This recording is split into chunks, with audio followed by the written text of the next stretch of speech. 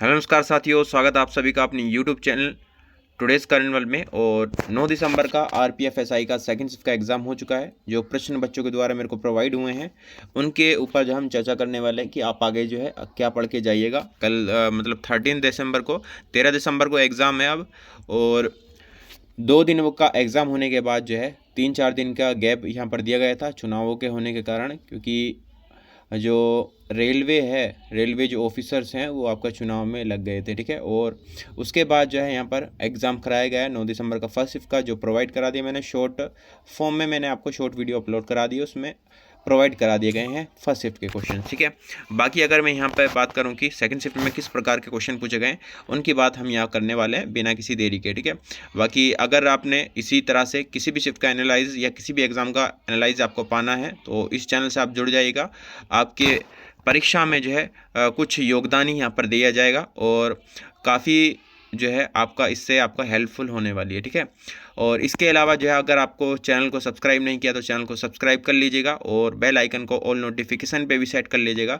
बाकी अगर आपको हेल्पफुल लगे तो आपको एक लाइक ज़रूर दे करके जाइएगा, जो कि हमें जो है एक प्रेरणा जो है देता है आगे बढ़ने के लिए, जैसा कि आपको करता है। ठीक है, नेक्स्ट क्वेश्चन पूछा गया है कि नाटो यानी कि नॉर्थ अटलांटिक ट्रीटी ऑर्गेनाइजेशन, जिसको हिंदी में क्या बोलते हैं, उत्तर अटलांटिक संधि संगठन इसको बोलते हैं।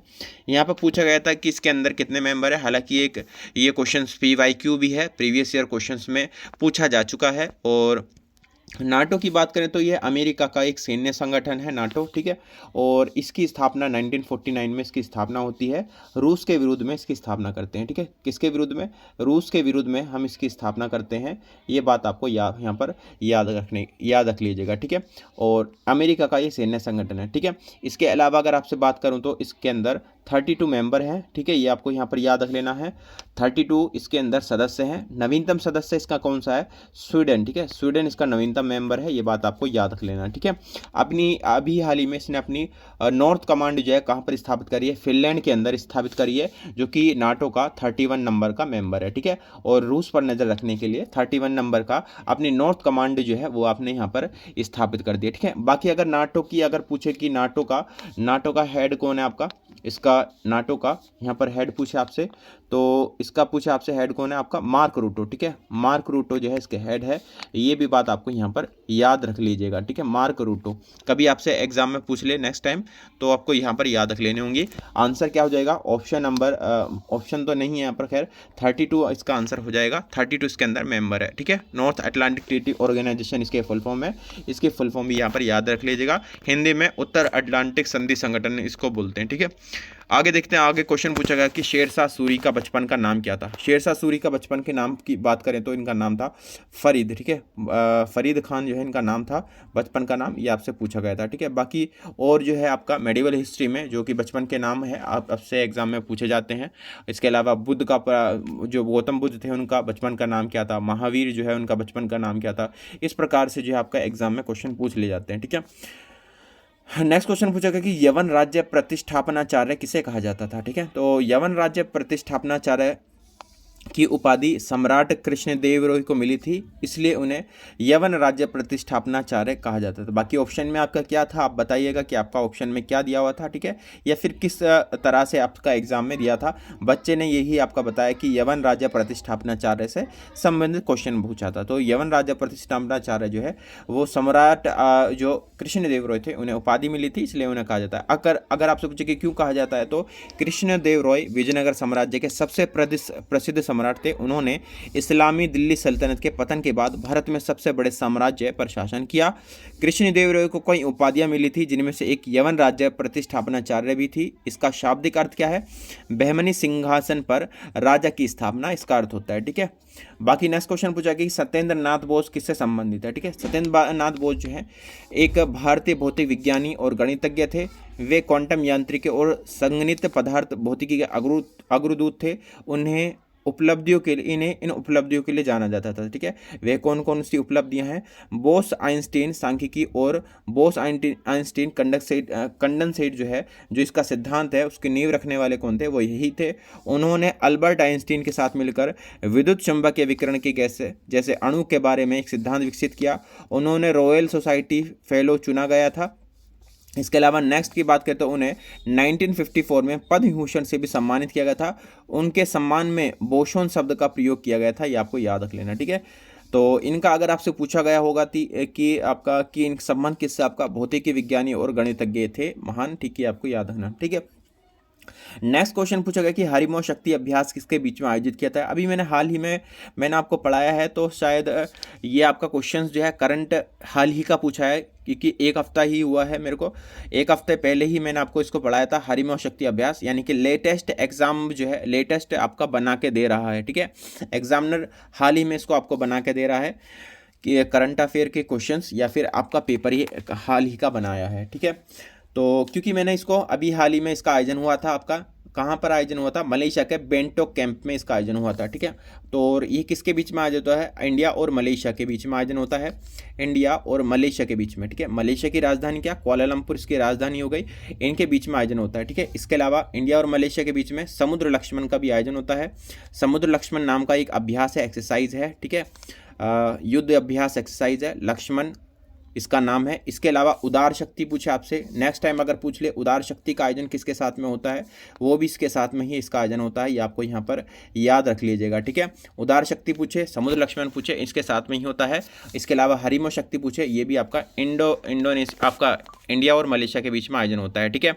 इसके अलावा और यहाँ पर अगर मैं बात करता हूँ तो इसका आयोजन कहाँ पर हुआ था, मलेशिया के अंदर इसका हरिमो शक्ति का आयोजन हुआ था बिंटोक में, ठीक है।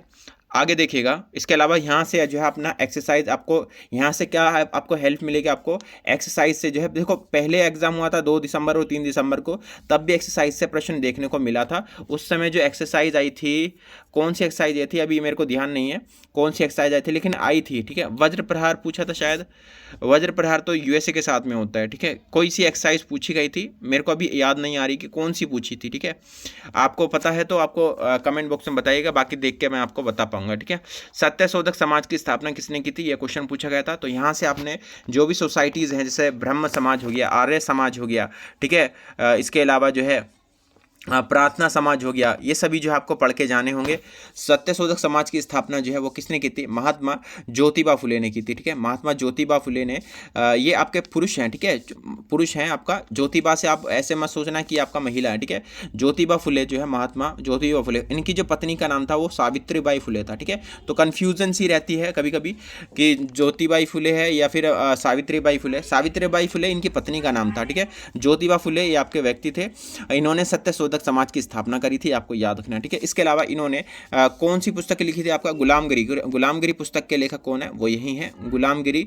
गुलामगिरी कभी पूछे ना कि गुलामगिरी पुस्तक के लेखक कौन है, वो यही है, ठीक है। इसके अलावा जो इनकी पत्नी थी सावित्रीबाई फुले, जो इनकी पत्नी सावित्रीबाई फुले थी, उन्होंने आपका महाराष्ट्र या भारत के